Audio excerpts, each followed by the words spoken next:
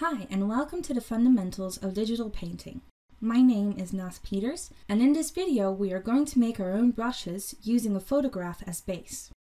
We will be using these brushes to paint with. You don't have to make your own brushes. You could find great sets for free online or even buy them on marketplaces such as Graphic River. But it's good to know how to make them if you can't find what you are looking for in stock. For this course, I bought a cloud photograph from Photodune, which has a high contrast between white and blue. To load this in, go to File, Open, and then locate the file on your computer. Once you have, click Open and it will appear in Photoshop.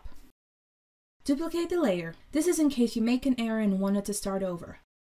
Now we are going to turn the photo black and white. Go into Image, Adjustments, Desaturate. We are now going to invert the colors of the photograph so the white clouds turn black. If you were to make a brush out of white shapes, it wouldn't take it into account. To invert the colors, press Ctrl plus the letter I on your keyboard. The background needs to be completely white as well, otherwise the gray tints will be included into the brush. So bring up the Levels panel by going into Image, Adjustments, Levels. Select the eyedropper tool in the Levels panel and then click on the gray section in the photo. Keep clicking until the background is white. Click OK when you are done. Now select the original photograph underneath your manipulated layer and fill it in with a white color. I have it as the background color, so I press Alt plus Backspace on my keyboard to fill it in. Once complete, select the eraser tool and remove all the small random bits of clouds dotted across the picture, since those aren't necessary, and remove the shapes you don't want to use as a brush either. In this case, I only want to use the upper right one and the middle right one. Using the Lasso tool, I select the upper right one and move it down a bit for easier access.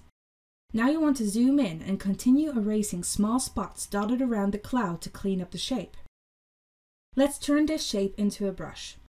Use the Lasso tool to create a selection around the cloud. Then go into Edit, Define Brush Preset.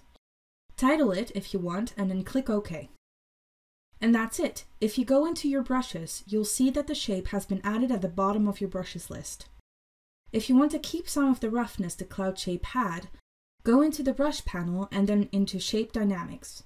You can change the size jitter, which will make the brush stroke less smooth. The angle jitter option will make the roughness even more prominent.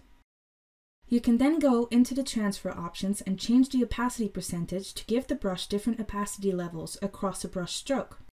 When you test it out, you can see the difference between the two different settings.